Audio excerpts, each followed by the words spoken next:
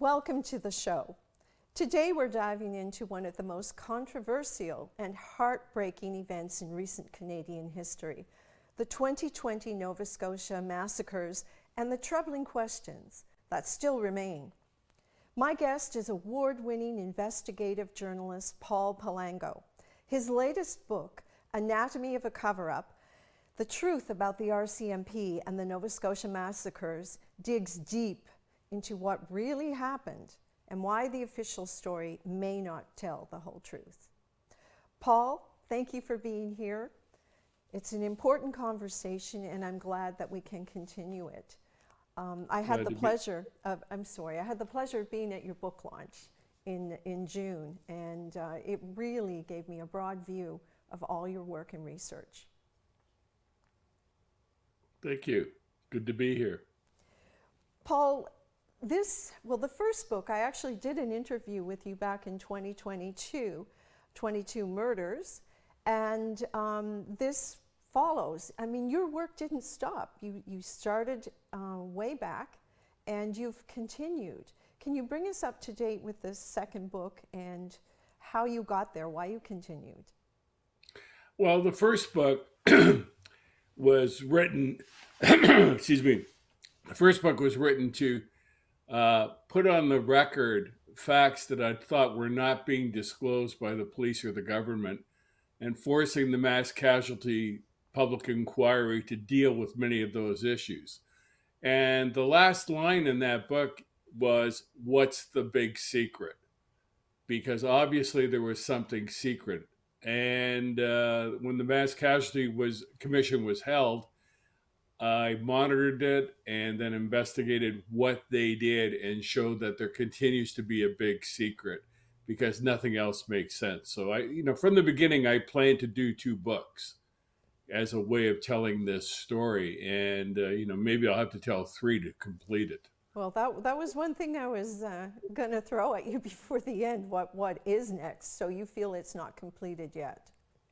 No, it's not completed because it's obvious that in Anatomy of a Cover-Up, one of the things I do is prove that the official narrative, is wrong in many, many places, and deliberately so it seems. I mean, the only thing that's a fact, the uncontrovertible fact or incontrovertible fact in the official narrative is that 22 people died, but all the other things are not true. And that raises the question, the negative proof, as it were.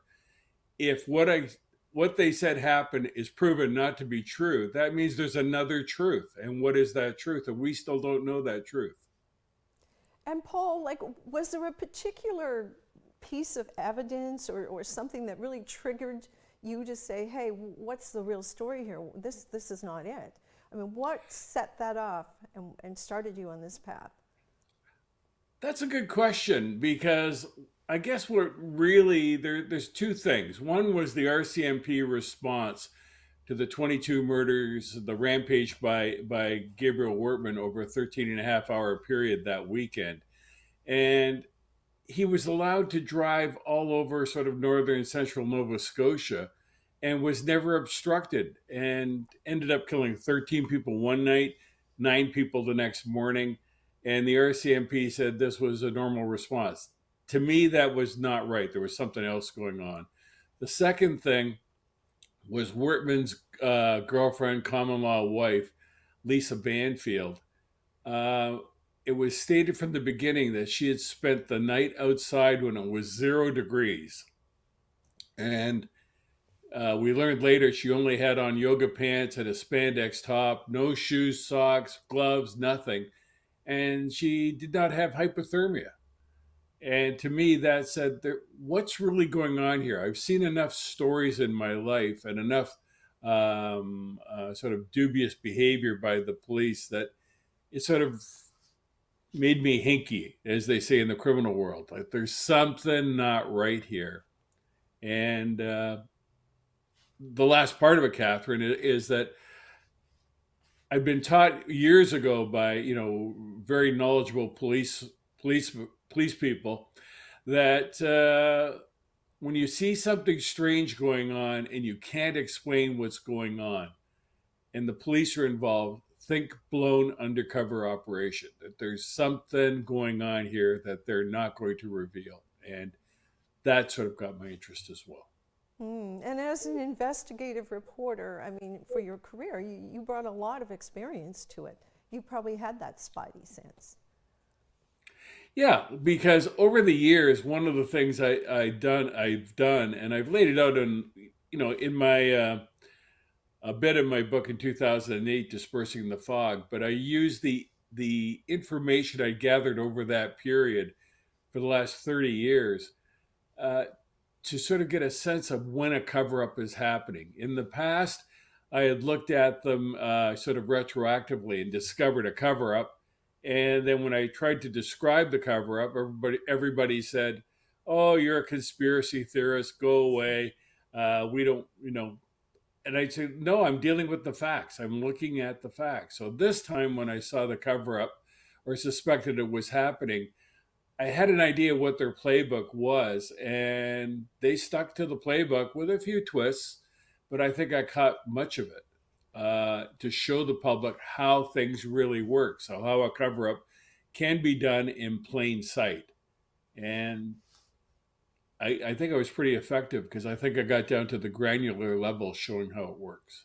Yeah, well, the books are quite compelling, and you really do pick things apart.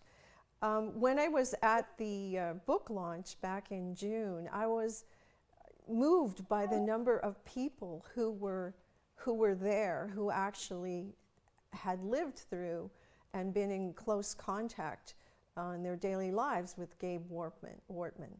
And was that part of your strategy in finding the story, was to find the people? Yeah, because it's interesting you picked up on that, Kathryn, because when the Mass Casualty Commission sat down to examine this and get to the truth, as they said, they designated 16 witnesses who were close to Wortman who lived in Portapic to be off limits, and they were not to be examined in public, and because the Mass Casualty Commission said they didn't want them traumatized. I had already focused or honed in on some of these people and later on most of them because they were the ones who were closest to the story and could tell the story. And why they were ignored, I don't know. I have my suspicions. But I went deliberately to those people. And then at the book launch in Halifax, it's not just me telling the story. And I wanted to get across that all of these people who were rendered voiceless had a story to tell. And I wanted them to tell the story, their part of the story. And I thought that was pretty compelling for people who were in the audience, because I understand some people were moved to tears hearing for the first time what these people saw or experienced, and that the public hearing refused to give them credit for doing that. I thought it was just the right thing to do. It was very powerful. And when you think of it, at that same event, you mentioned Rick Howe, and it was through his show, was it not, when he had you on the show?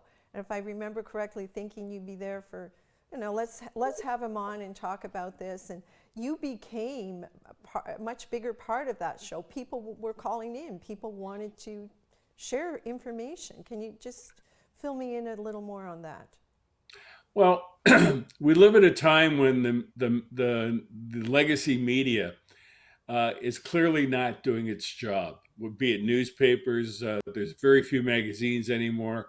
Television only superficially looks at stories, and it's almost impossible to do an investigation in the way that I was used to doing them, back in my days at the Globe and Mail.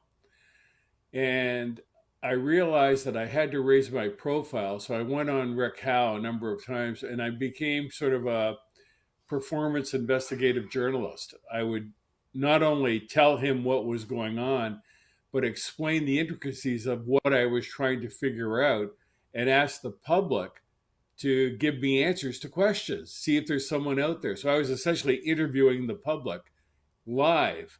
And in the old days, you would never do that because some journalists would say, hey, look what he's working on.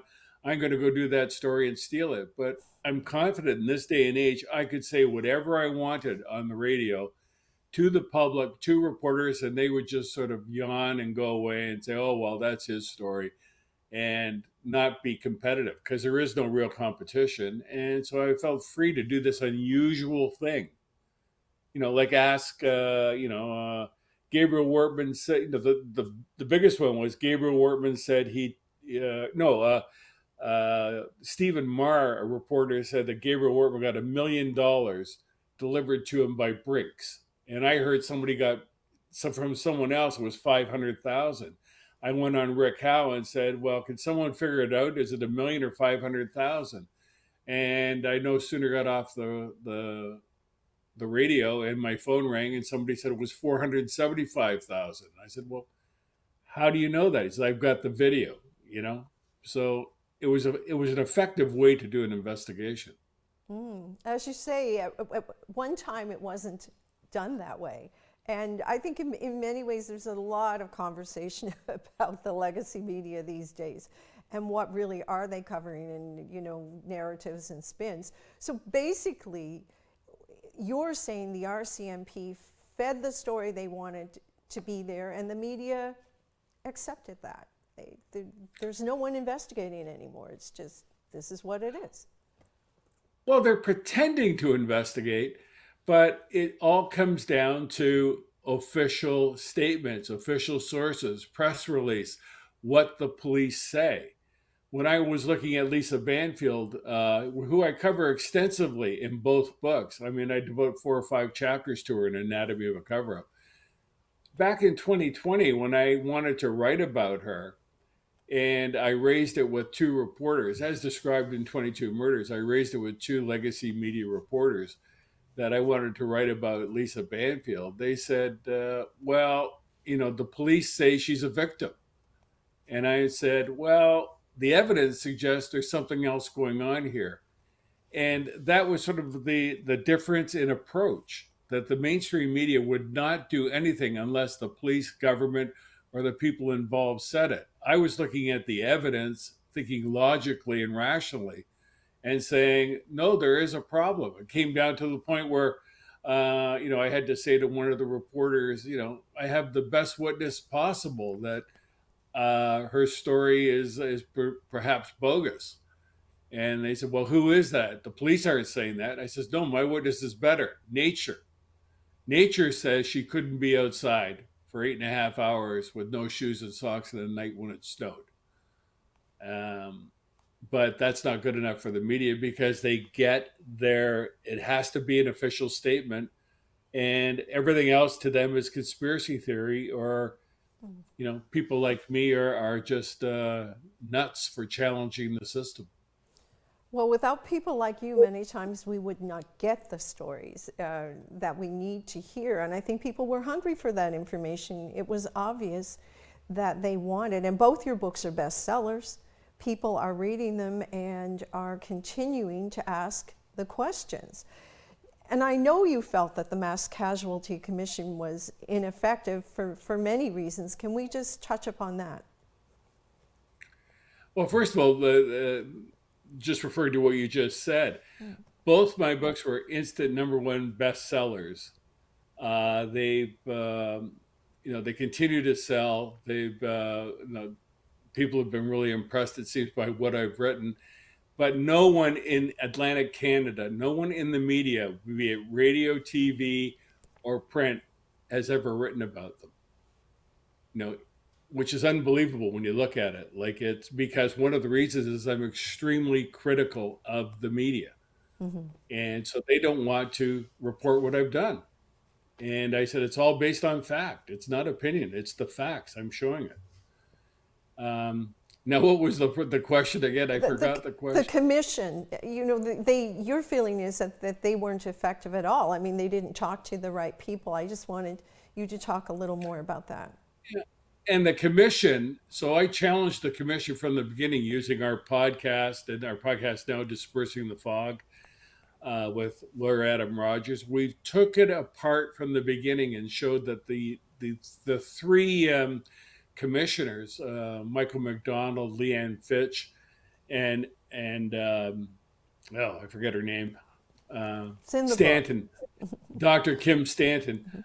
All of them were conflicted from the beginning. I mean, McDonald had his nephew was one of the victims who was shot.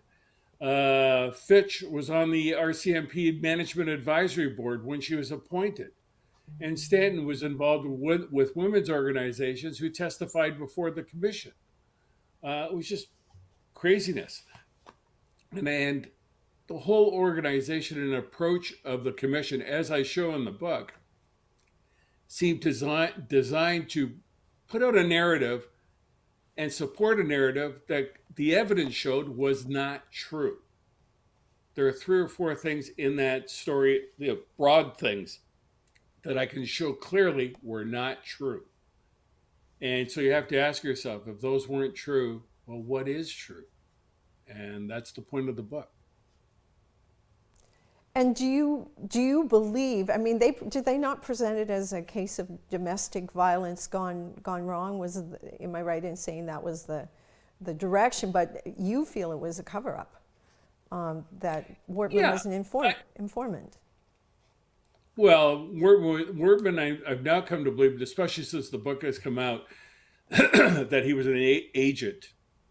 A lot of people start out as informants, but they mostly grow to become agents where they take direction from the police.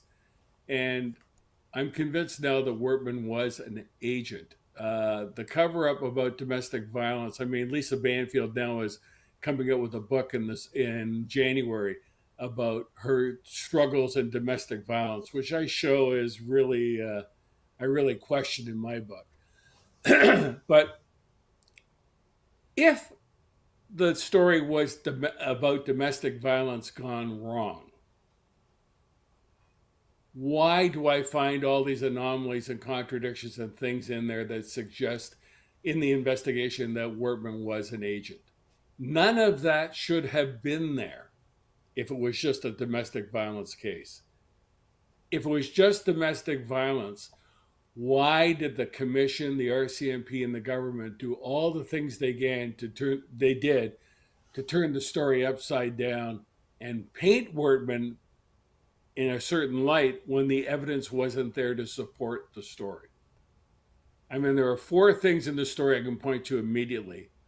One being, in the official narrative, they said Wortman, and people may remember this, escaped from Portapique that Saturday night going through the blueberry field, a road nobody knew about, and escaped around the police who were blocking the top of Portapique Beach Road. That didn't happen. The evidence clearly shows it didn't happen. Wortman likely drove right past the Mounties who were guarding the scene. But that raises questions about who killed Corey Ellison. Like, who killed Corey Ellison? That's one of the things I talk about on our podcast. Corey Ellison was killed around the time Wortman was supposedly left by the blueberry field. And if he didn't leave by the blueberry field, it looks to me, based on all the evidence, that the Mounties accidentally shot Corey Ellison. That's one thing that's likely being covered up. Another thing that's being covered up is Lisa Banfield. Where was she all night? Because all the evidence suggests she was not injured and was not in the woods all night. That's based on the testimony provided by the MCC and interviews I've done with various people and people I've talked to. The third thing that they faked, they created a story that Heidi Stevenson, the RCMP constable who was killed at Shubenacadie, was involved in a gunfight with Wortman, fired 14 shots and wounded him in the head. And this heroic gunfight, I proved categorically that it didn't happen. Heidi Stevenson likely never got a shot off, not one. And by the RCMP's own admission, she was executed by Wortman. Why did they make that story up? Well, probably to create a hero story that people could grab onto at a time when it was, the greatest possible policing disaster in Canadian history. And the fourth thing they lied about, and I say outright because the videotape shows that the Mass Casualty Commission went along with the RCMP story about the shooting of Wortman, how they confronted him and there was a standoff in the gas station. It didn't happen that way. And the videos clearly show, and I lay out how it shows it, that the RCMP members, from the time they stopped their car to got out and fired their first shot, was 5.5 seconds. There was no interaction. There was no discussion. They obviously knew it was Wortman, and they shot him. And that raises all kinds of other questions. So why would they go through all of making these stories up if it was domestic violence that could be easily explained? Why didn't they admit that they accidentally shot Corey Ellison? Because that would lead into another investigation into who Wortman really was. And so that's what the story's about. Yeah, do you feel they never wanted him to survive this? I mean, where did that have taken it? Yeah, I think that it was at the point where, Wortman killed 13 people, then disappeared for in the overnight hours, then reappeared the next morning and killed 9 more people as he wandered around Nova Scotia. I think, from what I've been told since Anatomy of the Cover-Up, is that he was in conversation with someone during the night, probably a handler, and things went south. The other thing you have to understand is Wortman would have known he didn't kill Corey Ellison, which is a reason for the Mounties to get rid of him if they were trying to cover that up. That's one reason. The other reason being, if he's an agent, he's going to spill the beans and all these other things. So there was a price on his head, and he seemed to know that. Mm-hmm. Whether he was trying to surrender at the end, we don't know, but the Mounties who were sent out to kill him were not there to arrest him. They were there to shoot him. That was quite clear. Mm-hmm. And Paul, as you go through and you write this and you uncover these things, I mean, do you ever feel uncomfortable when you're doing this? Do you ever fear for your own safety? I mean, it's a lot you're saying. It's a lot you're bringing out about a Canadian institution, and it's daring, really, what you report. Well, I used to be more afraid back in the day. When I wrote my book, 2008, Dispersing the Fog, at one point I had helicopters hovering in my yard. I had 3 hard drives destroyed on my computer. When I called Eastlink, my internet provider, the security department said, whoever's attacking you is very sophisticated. You should call the police. And I think, well, I really can't call the police, and I don't want to whine about it in public. I'll just do the thing and take my lumps. In this book, I had a number of people threaten me, and then I had an actual real threat from Wortman's right-hand man, Rob the Carpenter Doucette, which I detail at the end of the book. And, he was charged and convicted of threatening to kill both me and my wife, Sharon McNamara. And, but I've dealt with this all my life. I know how to deal with it. I think it's, somebody has to stand up as a citizen and hold government and institutions accountable. If we live in a world where everyone's afraid of making a mistake and afraid of losing a dime and afraid of going over, being called out, or afraid of everything, then nothing gets done. And I feel very strongly that it's, my role as a citizen to do the best I can to hold these people accountable. And people in this world today are feeling that reluctance to speak up at times because of the way the government responds and because of the way the media will cover certain things and slant things certain ways. It's more and more difficult. So thank you for doing that. Thank you for your strength and for your persistence. And I hope that through this show, the discussion can continue and keep going, and people will pick up your book or books and read them. And if they haven't, and ask the questions. Do you think that confidence will ever be restored with the RCMP? Do you think it's been eroded or brushed under the carpet? I think it it should be in its last days as a contract police force in the provinces outside of Ontario and Quebec. We need reform of policing because the RCMP is not doing the jobs. It's not covering the ports. Trans-provincial, transnational, international crime is rising because of the lack of federal policing in Canada.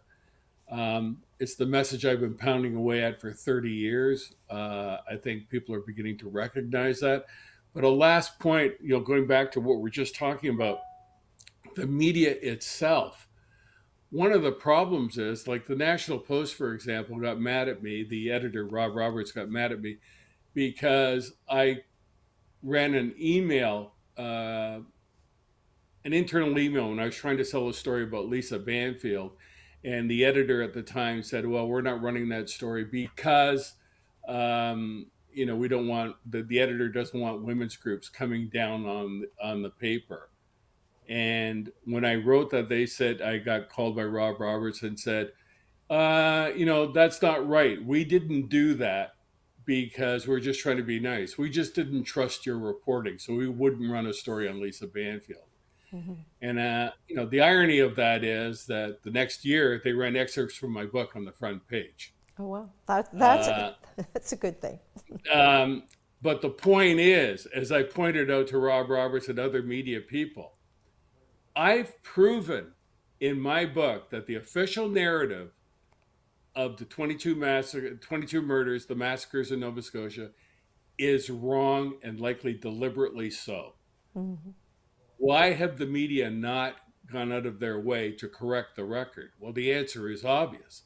They would have to explain to their readers how they got it wrong, and they don't like to admit they made mistakes. So it gets into what you've said, are people, going to trust the media anymore? Not until the media admits its mistakes. I never realized how wrong things were. Really, never really appreciated it till I got involved in this story and saw that a lot of what's being written is essentially, I hate to say it, but fake news. It's not the real story. It's the official story, which is not necessarily the truth. Mm. Well, you've certainly raised a lot of excellent points here in our conversation today. And Paul, if people want to find you and reach out to you, is there a way that you can share with us? Well, they can just use my name, Paul Palango, lowercase, at eastlink.ca. That's my email. I get emails all the time, or they can find me on Facebook. People seem to find me anywhere they want. My email addresses are well published and available, and you can find me. Well, thank you so much. I'm here. I talk to everyone. You do, and thank you so much for your time today. And folks, thank you for joining us for this show. It was an important conversation, and I encourage you to look more into it, read Paul's books, and ask the questions. Follow the path he's taken, and let's try to make this a better world. Thank you for joining me on Let's Get Writing.